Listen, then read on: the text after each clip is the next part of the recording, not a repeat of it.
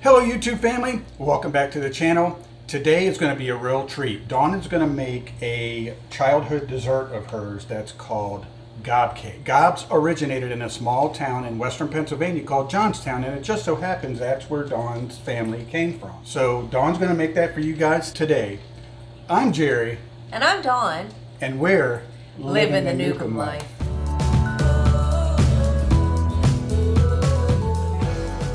And if you've never heard of it, it is a dark chocolate cake layered around a creamy vanilla frosting filling, and they are absolutely delicious. Okay, so this recipe calls for you to use a cake mix. You can use any kind of dark chocolate cake mix. And quite honestly, my aunt used to make a version of this with vanilla cake because my uncle, the chocolate would upset his stomach. So she actually made a vanilla version of this as well. But the original recipe calls for the dark chocolate cake. So what we're using today, this is Betty Crocker and this is a devil's food cake. So what we need to do is we're going to go ahead and put this in our mixer bowl. And then what it calls for is for you to mix the cake mix like the package says, but then we're going to add some additional ingredients to the cake mix to make this cake delicious. So we've emptied our cake mix into the bowl. So this recipe calls for 1 1/4 cups of water. And it calls for 1/2 cup of oil. And my recipe wants you to add 1/4 cup of oil on top of that. So we need 3/4 cup of oil. And Jerry will put all of these ingredients and the recipe in the show notes for you. Because you're going to want to make this. It is delicious. The box cake mix calls for 3 eggs, and we need to add in an additional 2 eggs. So we need a total of 5 eggs. One last egg. Okay. And then we also need to add in 1 box of instant chocolate pudding. So we're going to go ahead and start this mixer, and we're going to mix everything together. Okay, I'm going to turn this off, and I'm going to scrape the sides of my bowl because I don't want anything to be not mixed in.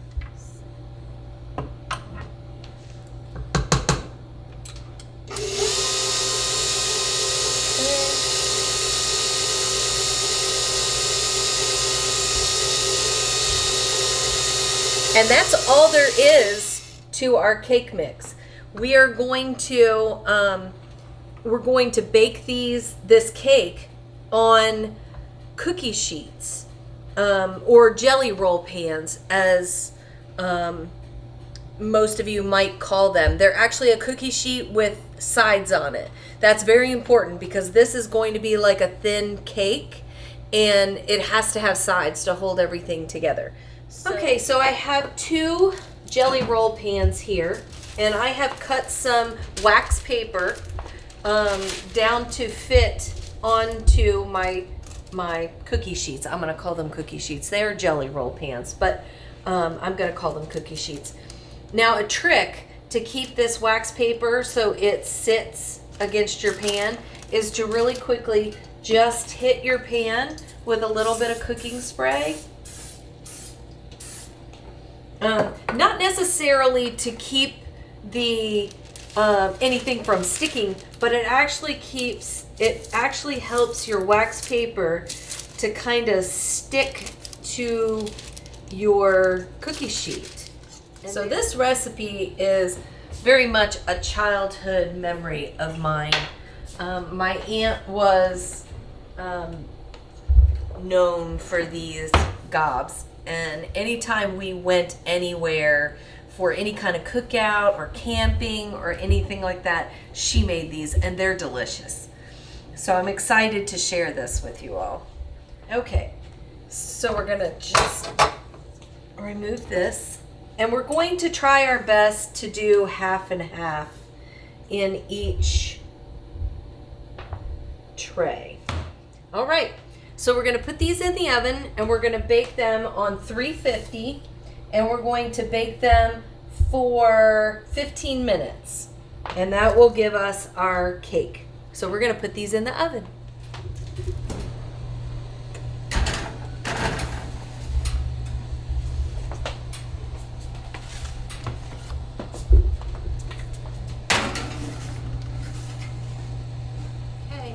Time to bring our cakes out and let them cool. It is very important that we let them completely cool. It smells delicious in here.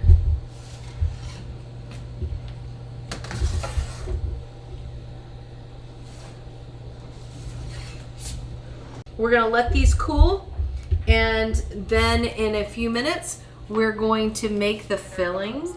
I currently have 3/4 of a cup of evaporated milk on the stove. I have to get it warm. But in the meantime, what we need to do is we need to make some egg whites. Okay. Second yellow. Okay. So we are going to mix this.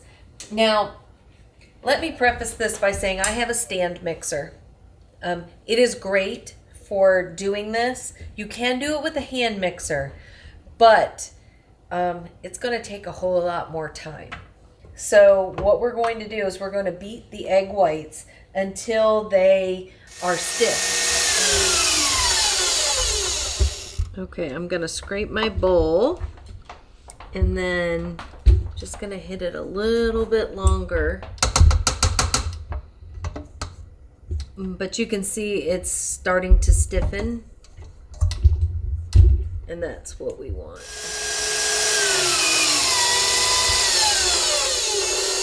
Okay, we are now gonna add in 1.5 cups of sugar.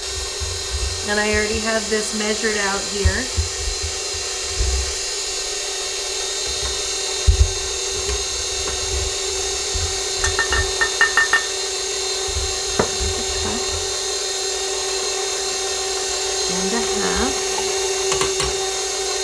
Sugar, and then we're going to add in our 3/4 of a cup of evaporated milk.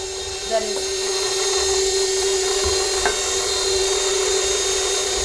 it's kind of funny. The recipe is an old recipe, and it calls for 3/4 cup of oleo. Well, if you don't know what oleo is, that is butter. So I have 3/4 of a cup of butter here. And we're going to add that to our mix.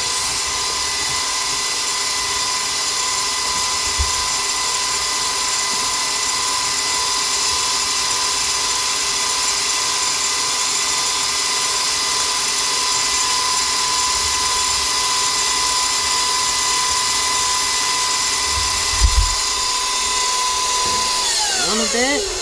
While I add it, I don't want it to throw that whole stick of butter. And then we're going to add in 3/4 of a cup of shortening or Crisco.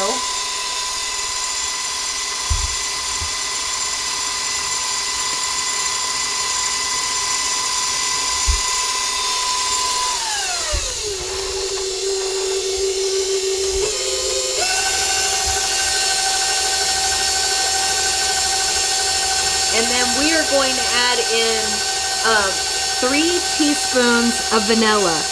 Now my vanilla is homemade, and it has some vanilla beans in it. But you can just use regular vanilla from the grocery store.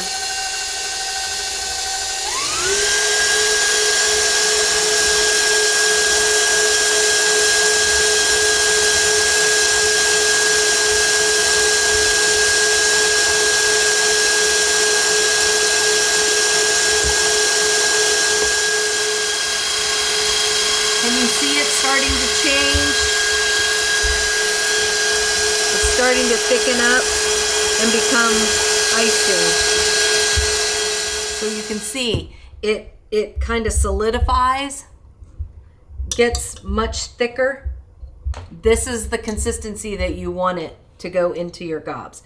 This icing is not super sweet, kind of a creamy icing. It works really well with the heavy cake.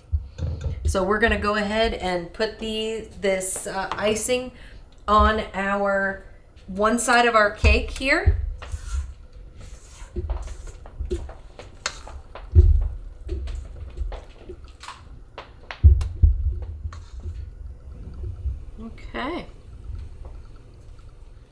Okay, so now the trick is to flip the cake, this cake, on top of this cake. And you can move it around. Once you get it there, you can move it. And then you peel the wax paper off. And we can get the other wax paper off as well by, after I clean this pan, we can simply take this pan, lay it on top, flip it over, and pull the wax paper off. The nice thing about this is either you can put this in your refrigerator just like this, or what my aunt used to do is put it in the freezer and let it freeze. And they're good frozen. They're good coming out of the freezer, but they also travel well when you're taking them to parties. If you've taken them out of the freezer, you can take them out, cut them up, you know, put them in a container, and they will stay cold until you get to your picnic or your party.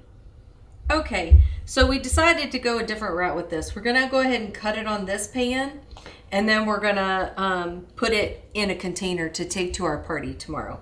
So I'm just gonna go ahead and cut these. I think it might be time for a taste test. You ready? I haven't had Gobs in so long. So it feels very light and fluffy. The devil's food cake really came out nice. And the icing smells very vanilla-like. I mean, rich. Go for it.